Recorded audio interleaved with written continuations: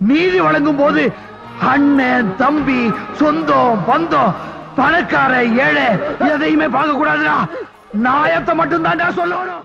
அனைவருக்கும் வணக்கம். 2026 சட்டமன்ற தேர்தலில் நாம் தமிழர் கட்சி தன்னுடைய 8 விழுக்காடு வாக்குகளை தக்க வைக்க முடியல. நாம் தமிழர் கட்சியின் வாக்கு வங்கி சரிந்து விட்டது. இனி நாம் தமிழர் கட்சி அவ்வளவுதான். நாம் தமிழர் கட்சியின் கூடாரம் காலியாகிவிட்டது. நாம் தமிழர் கட்சி எதிர்காலம் இருக்குமா, நாம் தமிழர் கட்சி என்ன ஆகும் என்று பல வேறு ஆருடகங்களை, யூகங்களை, ஜோசியங்களை, விமர்சனங்களாக சமூக வலைதளங்களை வச்சுக்கிட்டு இருக்காங்க. ஒருபடி மேலே போய் வெற்றி பெற்றவர்கள் நாம் தமிழர் கட்சியில் நீங்களாம் பேசலாமா, டெபாசிட் கூட வாங்கலை, 0% தான் நீங்கள் வென்றிருக்கீங்க என்று அவர்கள் தங்களுடைய வன்மத்தை, வெறுப்புகளை வார்த்தைகளாக கொட்டி கொண்டிருக்காங்க. நாம் தமிழர் கட்சி சத்தமே இல்லாமல் நாங்கள் தோற்றாலும் ஜெயித்தாலும் மக்களுக்காக நிற்போம் என்று தொடர்ச்சியாக போராடி கொண்டிருக்கிறது. ஊடக புறக்கணிப்பு எப்படி இருக்குன்னு எல்லாருக்கும் தெரியும். இப்போ அளவுக்கு அதிகமாக இருக்குது. நாம் தமிழர் கட்சி திருப்பூரில் ஒரு ஒட்டுமொத்தமாக வட இந்தியர்களால் சேர்ந்து ஒரு தமிழர் தாக்கப்படுறாரு. தோற்று போயிட்டாங்க. ஒரு வேட்பாளர் கூட இல்லை, ஒரு வேட்பாளர் கூட ஜெயிக்கலை.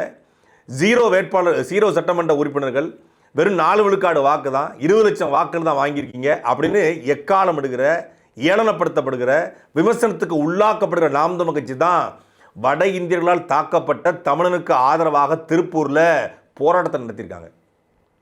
திருப்பூரில் மட்டும் கிடையாது, மதுரை மாவட்டம் திருமங்கலத்தில் ஒரு சுத்திகரிப்பு நிலையம், கழிவுநீர் சுத்திகரிப்பு நிலையம், அது பால்பட்டு சீல்பட்டு அங்கே இருக்கக்கூடிய குடிநீர் முழுக்க மாசடைந்திருக்கிறது. நாம் தமிழர் கட்சியுடைய மாநில வழக்கறிஞர் பாசறை பொறுப்பாளர் அண்ணன் தீரன் திருமுருகன் தலைமையில் நாம் தமிழர் கட்சி உறவுகள் திருமங்கலத்தில் போராடி அந்த கழிவுநீர் ஆலையை இழுத்து மூடிருக்காங்க. ஆட்சி அதிகாரத்தில் யாருனாலும் இருக்கலாம், ஆனால் மக்களுக்காக போராடுவதற்கு நாங்கள் இருக்கிறோம் என்று திருப்பூர்லையும் திருமங்கலத்திலையும் களத்தில் நிற்கிறது நாம் தமிழர் கட்சி. அது மட்டும்தானா? வீழ்வதல்ல தோல்வி, வீழ்ந்தே கிடப்பதுதான் தோல்வி. எந்த இனத்தினுடைய அழிவிலிருந்து, எந்த மக்களுடைய படுகொலையிலிருந்து நாம் தமிழர் கட்சி எழுந்து வந்து நம்முடைய குரலை நாம் பேசணும், நமக்கான வழியை நாமே உருவாக்கணும், நமக்காக அழுவதற்கு இங்கே யாரும் வரமாட்டாங்க, நாமே நமக்கான குரலாக மாறுவோம் என்று 2009 ஈழத்தில் நடந்த அந்த இனப்படுகொலையை பார்த்து வெடித்து எழுந்து உருவான நாம் தமிழர் கட்சி வருகிற மே மாதம் 18ஆம் தேதி திருச்சி சென்னை தேசிய நெடுஞ்சாலையில் மறைமலை நகர் நகராட்சி திடலில் மிகப்பெரிய இன எழுச்சி பொதுக்கூட்டத்தை ஒருங்கிணைச்சிருக்காங்க. நாம் தமிழர் கட்சி அவ்வளவுதான், நாம் தமிழர் கட்சி காலி ஆயிடுச்சு அப்படின்னு சொல்றவங்களுக்கு பதிலடியாக இந்த மே 18 கூட்டம் இருக்கும். நாம் தமிழர் கட்சி தன்னுடைய கொள்கையிலிருந்து, தன்னுடைய கோட்பாட்டிலிருந்து, தான் எடுத்து வைத்த இலக்கிலிருந்து, தங்களுடைய லட்சியத்திலிருந்து எந்த இடத்தையும் பின்வாங்கவில்லை என்பதை இந்த மே 18 இன எழுச்சி பொதுக்கூட்டம் காட்டுகிறது. ஏன்னா ஈழத்து அரசியலை தமிழ்நாட்டில் பேசினா ஓட்டா மாறாது. ஈழ அரசியலுக்கு தமிழ்நாட்டில் ஓட்டு இல்லை. 2016 தோத்தீங்க, 2019 தோத்துட்டீங்க, 21 தோத்துட்டீங்க, 24 தோத்துட்டீங்க, 26 தோத்துட்டீங்க. இப்பவும் எதுக்கு ஈழத்தை பேசுறீங்க? ஈழத்தை பேசினா அங்கே ஓட்டா மாறிடுமா? ஈழம் நமக்கு இப்போ அவசியமா? ஈழம் எங்களுக்கு அரசியல் இல்லை, ஈழம் எங்களுக்கு அவசியம். நாம் தமிழர் கட்சி தன் கொள்கையிலிருந்து எந்த இடத்தையும் பின்வாங்கலை. ஈழத்தை பற்றி பேசினால், ஈழ இனப்படுகொலை பற்றி பேசினால், ஈழ அரசியலை பேசினா இங்கே ஓட்டா மாறுது, மாறலை. ஆனால் அங்கே நடந்த ஒரு இனப்படுகொலை, அது நீதி கிடைக்கும் வரை நாம் தமிழர் கட்சி பேசிக்கொண்டே இருக்கும். யார் பேசுகிறாங்க, பேசாமல் போகிறாங்க, அதை பற்றி கவலை இல்லை. ஆனால் நாங்கள் பேசுவோம் என்பதை காட்டுவதற்கு தான் இந்த மே 18 இன எழுச்சி பொதுக்கூட்டம். சீமான் வந்து ஈழத்துக்கு என்ன பண்ணாரு, சீமானால ஈழத்துக்கு என்ன நடந்துச்சு அப்படின்னு கேட்குறவங்களுக்கு, சீமான்னு ஒருத்தர் இல்லாமல் இருந்திருந்தா, நாம் தமிழர் கட்சின்னு ஒரு கட்சி இல்லாமல் இருந்திருந்தா, இந்த நிலத்தில் அங்கே நடந்த இனப்படுகொலையை பேசுவதற்கு கூட ஆள் இருந்திருக்காது. அது அப்படியே மூடி மறைச்சு அது ஒரு பயங்கரவாதிகள் எதிர்த்து ஒரு அரசு நடத்திய ஒரு போர் அப்படின்னு அமரன் படம் எடுத்தது போல ஒரு படத்தை எடுத்து ஒட்டுமொத்தமாக அந்த கதையை மாற்றிருப்பாங்க. ஒவ்வொரு மேடையிலும் அந்த வழியை கடத்தினார். அவர்கள் யார்? முதல்ல அவர்களுக்கும் தமிழருக்குமான உறவுமுறை என்ன? இன அடிப்படையில், மொழி அடிப்படையில் நாம் ஏன் அவருக்கு ஆதரவாக நிற்கணும்? அந்த நிலம் எப்படிப்பட்ட நிலம்? அந்த தலைவன் எப்படிப்பட்ட தலைவன்? அவர் எந்த நோக்கத்துக்காக போராடினார்? அவருக்கு ஆதரவாக அந்த மக்கள் எப்படி களத்துனாங்க? எப்படி சூழ்ச்சியால், துரோகத்தால், வஞ்சகத்தால் அந்த நிலம் வீழ்த்தப்பட்டுச்சு? அதுக்கு இந்தியாவில், தமிழ்நாட்டில் எந்தெந்த கட்சிகளும் தலைவர்களும் உறுதுணையாக நின்னாங்க? இவங்கெல்லாம் எப்படி இனத்துரோகம் பண்ணாங்க என்று இங்கே யாரெல்லாம் தலைவர்களாக நினைத்திருந்தோமோ அத்தனை பேருடைய துரோக முகத்தை, அவருடைய வஞ்சத்தை, அவருடைய பதவி வெறிக்காக பறிகொடுக்கப்பட்ட அந்த நிலத்தை பற்றி வரலாற்றை, கதையை எல்லாத்தையும் மக்கள்கிட்ட எடுத்து வச்சாரு அண்ணன் சீமான். அதனால தான் இன்னைக்கு வரைக்கும் லட்சக்கணக்கான உலக தமிழர்கள் அண்ணன் சீமானுடைய இந்த தோல்வியை ஒத்துக்கிட்டு தான் ஆகணும். இது தோல்வி தான், மாற்றுக்கருத்தே கிடையாது. இந்த தோல்வியை யாராலையும் தாங்க முடியல. எங்களுக்காக பேசின ஒருத்தர், அவருடைய குரல் மக்கள் மன்றத்தில் பேசப்பட்டுச்சு, சட்டமன்றத்துக்கு போனால் என்ன இருக்கும் பார்க்குற அத்தனை பேரும் சொல்கிறது, அது கட்சி பாகுபாடின்றி எல்லோரும் சொல்வது சீமானுடைய குரல் சட்டசபையில் ஒழிச்சிருக்கணும். இந்த சட்டசபையில் 234 பேர் இருக்காங்க, 233 பேர் இருக்காங்க. இந்த 233 பேரும் துண்டு சீட்டு வச்சு படிப்பாங்க. இன்றைக்கி வன்னியரசு அவர்கள் உண்மையிலே வரவேற்கிறேன். வன்னியரசு அவர்கள் தமிழீழம் குறித்து பேசியிருந்தார், இனப்படுகொலை குறித்து பேசியிருந்தார், மே 18 அரசு எடுத்து நடத்தணும்லாம் பேசியிருந்தார். அதெல்லாம் வரவேற்கத்தக்கது. ஆனால் அண்ணன் சீமானுடைய குரல் அந்த இடத்துல ஒழிச்சிருந்தா அது எப்படி இருந்திருக்கும் என்பதை இன்றைக்கு பல பேர் தேர்தலுக்கு பிறகு சொல்கிறாங்க. இது எல்லாம் மாறும். இந்த வெற்றி வெறும் கொண்டாட்டமாக இருக்குது. ஒரு மாயையில் வந்த வெற்றி ஒரு கொண்டாட்டமாக மாறி இருக்கிறது. ஆனால் உண்மையிலேயே நாம் தமிழர் கட்சி உளமாற உள்ள உறுதியோடு பொய்யை சொல்லாமல் மக்கள்கிட்ட ஓட்டு கட்டுச்சு. நாங்கள் அதை பண்ணுவோம் இதை பண்ணுவோங்கிற ஆடம்பரமான எதையும் சொல்லலை. இலவசத்தை கொடுத்து வாக்கை வாங்கணும்னு சொல்லி வாக்கை பறிக்கக்கூடிய அந்த நயவஞ்சகம் தெரியலை. இந்த முருகன் பார்வதியும் சிவனும் பழத்தை கொடுக்கும்போது நீங்கள் சுற்றி வாங்க அப்படின்னோடனே உலகத்தை சுற்றுறதுக்கு போயிடுவார். உலகத்தை சுற்றி வாங்கணுன்னே முருகன் போயிடுவார். விநாயகர் அப்பா அம்மாவை சுற்றி யானை பழத்தை வாங்கிட்டு போயிடுவார். அது மாதிரி. ஆனால் உண்மையிலே முருகன் பாணியில் நாம் தமிழர் கட்சி உளமாற உலகத்தை சுற்றிச்சு, உண்மையாக நின்றுச்சு.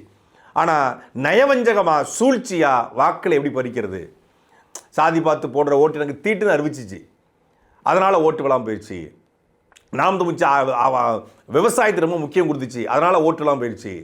ஆடு மாடு மையத்தில் அரசு வேலைன்னு சொன்னாங்க, அதனால் ஓட்டு இல்லாமல் போயிடுச்சு. இப்படி பல காரணங்களை பல விமர்சனங்களை பல பேர் சொல்கிறாங்க. ஆனால் நாம் தமிழர் கட்சி உண்மையை பேசிச்சு. எது இந்த நிலத்துக்கு தேவையோ அதை பேசிச்சு. எது சாத்தியமோ எது சாத்தியம் இல்லையோ எது அசாத்தியமோ எல்லாத்தையும் பேசிச்சு.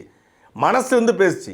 ஒரு ஆட்சினா எப்படி இருக்கணும், ஆட்சி மாற்றம்னா எப்படி இருக்கணும், ஒரு அமைப்பை எப்படி மாற்றணும், ஒரு ஆட்சி முறை எப்படி மாற்றணும், எல்லாவற்றையும் ஒரு டிராஃப்டாக எந்த கட்சியும் இந்தியாவில் கொடுக்க முடியாது, உலகத்தில் கொடுக்க முடியாது, அப்படி கொடுத்துச்சு. அது மக்கள்கிட்ட போய் சேர முடியாத அளவுக்கான சூழ்ச்சி நடந்துச்சு.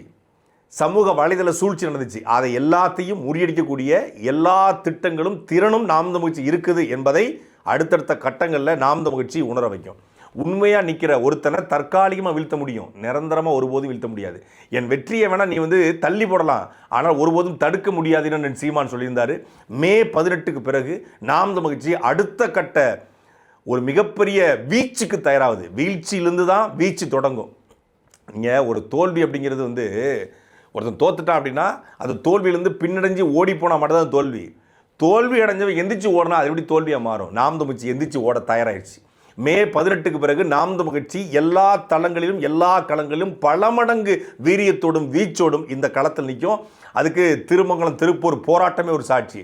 நீங்கள் புறக்கணிங்க, ஓட்டு போடாமல் போங்க, நீங்கள் எங்களை டெபாசிட் கூட வாங்காமல் வைங்க, ஒரு பூத்து கூட ஓட்டு போடாமல் போங்க, என்னமும் பண்ணுங்க, நீங்கள் யாருக்கும் ஓட்டு போடுங்க. ஆனால் உங்களுக்காக ஒரு உண்மையிலேயே பாதிப்பு ஏற்பட்டால் அங்கே நாம் தமிழர் கட்சி நிற்கும் என்று நாம் தமிழர் கட்சி தொடர்ச்சியாக காட்டுது. நாம் தமிழர் கட்சி குறித்து இப்போது கூட ஊடகங்கள் உண்மையை சொல்லலை. அண்ணன் சீமானவர்கள் காரைக்குடிக்கு போகிறாங்க அவருடைய தந்தையாருடைய நினைவு தினத்திற்காக.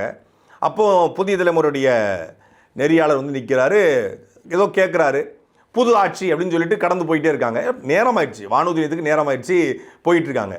உடனே என்ன செய்தி போடுறாங்கன்னா, முதலமைச்சர் விஜய் அவர்கள் பேட்டி கொடுத்தாதான் சீமான் பேட்டி கொடுப்பார் என்று சீமான் முடிவெடுத்திருக்காரு அப்படின்னு. அப்படின்னா அது தேர்தலுக்கு முன்னாடியே முடிவெடுத்திருக்கலாமே. இதுவரைக்கும் தமிழகத்தினுடைய முதலமைச்சர் விஜய் அவர்கள் ஊடகங்களை சந்திக்கவே இல்லை, பேட்டியே கொடுக்கல, ப்ரெஸ் மீட் நடத்தலை. அப்போ முன்னாடியே விஜய் ப்ரெஸ் மீட் கொடுத்தா தான் நான் கொடுப்பேன்னு சொல்லிட்டு போயிருக்கலாம். தமிழ்நாட்டிலே இந்த 16 ஆண்டுகளில் அதிகமான பத்திரிகையாளர் சந்திப்பை நடத்திய, அதிகமான ஊடகங்களை சந்தித்த, அதிக யூடியூப் சேனலில் பேட்டி கொடுத்த, அதிக தொலைக்காட்சிகளை பேட்டி கொடுத்த பத்திரிகை யார் வந்தாலும், வார இதழோ நாளிதழோ மாத இதழோ தொலைக்காட்சியோ இல்லை யூடியூப் சேனலோ இல்லை தேசிய ஊடகமோ எல்லாத்துலேயும் சளைக்காமல் சலிப்படையாமல் அவர்களை சந்தித்த ஒரே ஒரு தலைவர் சீமானவர்கள் மட்டும்தான். இந்த தேர்தல் பரப்புரையிலேயே காலையில் கிளம்பும்போது வாசலில் நிற்பாங்க, பத்திரிகையாளர்கள் கொடுப்பாரு. தேர்தல் பரப்புரைக்கு இடையில கேட்பாங்க. நான் பல இடங்களை பார்த்துருக்கேன். ஊடகத்தை சந்திச்சுட்டு இருப்பார், மொத்தமாக எடுத்துருவாங்க, தனியாக ஒரு பைட்டு கேட்பாங்க, அப்பவும் கொடுப்பாரு. புதிய தலைமுறை எடுத்துகிட்டு போயிருவாங்க, திருப்பி பாலிமர் வருவாங்க, அவங்களுக்கு கொடுப்பாரு. திருப்பி நியூஸ் 24/7 வருவாங்க, அவங்களுக்கு கொடுப்பாரு. திருப்பி நியூஸ் 8 வருவாங்க, சார் ஒரு 10 நிமிஷம் சார் அப்படின்னு கேட்பாங்க. வீட்டு வாசலில் ஜிம்முக்கு போயிட்டு வருவாங்க, அங்கே நிற்பாங்க. எப்போதும் கொடுத்து கொண்டு இருந்தார். இப்போ ஏன் அவர் புறக்கணிக்கிறாரு, இப்போ ஏன் அவர் வந்து விஜய் பேட்டி கொடுத்தா தான் நான் கொடுப்பேன், முதலமைச்சர் அப்படிலாம் அவர் சொல்லவும் இல்லை, கட்சி ரீதியாகவும் சொல்லலை, கட்சி தலைமையிலும் சொல்லலை. எப்பொழுது பத்திரிகையாளரை சந்திக்க வேண்டும் என்று சீமானுக்கு தெரியும். செய்தி இருந்தால் அந்த பத்திரிகையாளரை அழைத்து அவரே பேசுவார். மே 18க்கு பிறகு நாம் தமிழர் கட்சி களத்தில் நிற்கும் போது அந்த களத்தில் பத்திரிகையாளர்களை, ஊடகவியலாளர்களை எல்லோரையும் சந்திப்பார். பத்திரிகையாளர் சந்திப்பதற்கு சீமானுக்கு பயமும் கிடையாது, அவருக்கு துணிவு இல்லாமலும் கிடையாது, அவர்கிட்ட கேட்குற கேள்விக்கு பதில் இல்லாமல் கிடையாது. 1000 பதில்கள் இருக்குது. 1000 கேள்விகளை அவர் சமூகத்தை நோக்கி, இந்த அரசியலை நோக்கி, ஆளும் வர்க்கத்தை நோக்கி, கார்ப்பரேட் முதலாளிகளை நோக்கி, எல்லாத்தையும் நோக்கி எழுப்பிட்டார். இனி பதில் கேட்கறதுக்கு கேள்வி அவர்கிட்ட இல்லை, அவர் நோக்கி கேட்பதற்கு கேள்வி யாருக்கிட்டையும் இல்லை. இந்த மக்களை நோக்கியும், இந்த சமூகத்தை நோக்கியும், இந்த அரசியலை நோக்கியும், இந்த அதிகார வர்க்கத்தை நோக்கியும், இந்த கார்ப்பரேட்டை நோக்கியும், இந்த உலகத்தை நோக்கியும் கேட்கிற கேள்விகளுக்கு எல்லா கேள்வியும் அவர் கேட்டார். அவர் கேட்ட கேள்விக்கு யாரும் பதில் சொல்லலை. அவர் கேட்ட கேள்விகளுக்கு இன்னும் கேள்விகளாகவே இருக்கிறது. அதுக்கு யாருக்கும் பதில் சொல்றதுக்கு எந்த விதமான திறனோ துணிவோ துணிச்சலாக இருக்கும் கிடையாது. அவ்வளவு கேள்விகளை அவர் எழுப்பியிருக்க, சமூகம் சார்ந்த கேள்விகளை, மக்கள் சார்ந்த கேள்விகளை. அப்போ இன்னும் களத்தில் வீரியமாக நாம் தமிழர் கட்சி நிற்கும். அப்போது சீமானவர்கள் பத்திரிகையாளர்களை 100 விழுக்காடு சந்திப்பார். அதுக்கான காலங்கள் இன்னும் பல மடங்கு இருக்குது. இந்த ஆட்சி குறித்த விமர்சனத்தை சீமானவர்கள் இது வரைக்கும் வைக்கல. ஏன்னா ஒரு புதிய ஆட்சி, புதுசாக வந்திருக்காங்க, மாற்றம்னு சொல்லி வந்திருக்காங்க, அவங்க எப்படி பண்ணுறாங்க. இன்னும் அவர்கள் வந்து இப்போ தான் தமிழ்நாடு முதலமைச்சர் வந்து ஒவ்வொரு டிபார்ட்மெண்ட்டாக பார்த்துட்டு இருக்காரு. அவர் அரசியலை கற்றுக்கிட்டோம், ஆட்சி முறை என்னென்னு கற்றுக்கிட்டோம். அதுக்கப்புறம் அவர் என்ன செய்கிறாருன்னு பார்த்துக்கிட்டு நல்லது பண்ணால் நிச்சயமாக பாராட்டுவார், தவறு செய்தால் அதை சுட்டி காட்டுவார். அதுதான் சீமானுடைய வழக்கம், அதுதான் அவருடைய இதுவும் கூட. வம்படியாக இது வந்து நம்ம விமர்சனம் பண்ண ஆட்சி, நம்ம விமர்சித்த ஆட்சி வந்துருச்சு அப்படிங்கிறதுக்காக இறங்கி அடிக்கல. நாம் ஒரு ஊடகவியலாளராக தினம் தினம் தாவேக்கா நடக்கிற தவறுகளை, தாவேக்காவினர் செய்கிற தவறுகளை சுட்டி காட்டுறோம். ஆனால் ஒரு கட்சியின் தலைவராக சீமானவர்கள் ஒரு காலத்தை கொடுத்துருப்பாரு. இந்த காலத்துக்குள்ளே அவங்க கற்றுக்கிட்டு வரட்டும், அதுக்கப்புறம் எப்படி பண்ணுறாருன்னு பார்த்துக்கிட்டு நம்ம விமர்சனம் வைக்கலாம், இல்லை நல்லது பண்ணால் பாராட்டலாம். அதுதான் ஒரு கட்சியோட நிலைப்பாட முடியும். அப்படி தான் ஐயா ஸ்டாலின் சொல்கிறார், ஒரு 6 மாதம் போகட்டும் அந்த ஆட்சி. ஏன்னா ஒரு 6 மாதங்கிறது ஒரு புதிய கட்சிக்கும் ஹனிமூன் பீரியடு. இப்போ திமுக ஹனிமூன் பீரியட்லாம் கொடுக்க முடியாது. ஏன்னா திமுக ஏற்கனவே ஆட்சி பண்ணியிருக்காங்க, அவங்க ஆட்சி எப்படி பண்ணுறதுன்னு தெரியும். ஆனால் தாவேக்காவோட தலைவர் விஜய் அவர்களுக்கு, தமிழ்நாடு முதலமைச்சருக்கு ஆட்சி பண்ணுறது எப்படின்னு தெரியாது. இன்னொன்று ஆட்சி எப்படி பண்ணுவோங்கிறதையும் அவர் தன்னுடைய தேர்தல் மேடையில் பேசலை. அப்போ புதுசாக வந்திருக்காரு, கற்றுக்கிட்ட பிறகு அவர் உண்மையிலே கற்றுக்கிட்டு நல்லது பண்ணுறாரா, என்ன பண்ணுறாரு, எப்படி எடுத்துகிட்டு போகிறாரு அப்படிங்கிறத பொறுத்து தான் விமர்சனமும் பாராட்டும் காத்திருக்கிறது. நாம் தமிழர் கட்சி இந்த மே 18 மிக எழுச்சியாக, பேரெழுச்சியாக கொண்டாடுது. இது ஒரு இனம் வீழ்ந்த நாள் தான். ஆனால் அந்த வீழ்ந்த நாளை எழுச்சியாக கொண்டாடும் போது தான் ஒரு இனம் வீழலை. ஒரு இனம் வந்து எந்த நோக்கத்திற்காக ஈழத்தில் அந்த மக்கள் போராடினார்களோ, எந்த நோக்கத்திற்காக மாவீரர்கள் நின்றார்களோ, எந்த நோக்கத்திற்காக புலிக்கொடி வீழ்ந்து விட்டது என்று சிங்களவன் கொக்கரித்தானோ அது இல்லை. நாங்கள் பல மடங்கு வேகத்தோடு உலகத் தமிழர்கள் எழுந்து நிற்கிறோம் என்பதை காட்டுகிற நாளாக இருக்கும். உலகம் முழுமைக்கும், தமிழ்நாடு முழுமைக்கும் வாழக்கூடிய தமிழர்கள் இந்த மே 18 கலந்து கொண்டு நாங்கள் உங்களுக்காக இருக்கிறோம் என்று ஒவ்வொரு தமிழரும் ஒவ்வொரு தமிழனுக்கும் உணர்வூட்டுகிற நாளாக, நான் உனக்கு இருக்கிறேன் நீ எனக்கு நில்லு அப்படின்னு சொல்லக்கூடிய நாளாக, இனி அடுத்தடுத்து தமிழ் சமூகம் என்ன பண்ண வேண்டும் என்பதை பேசக்கூடிய நாளாக இது மாறட்டும். மே 18 இன எழுச்சி நாள் எழுச்சி பெறட்டும். சாட்டை எடுத்து நாட்டை திருத்து, இளம் தலைமுறை தானே நீ வழி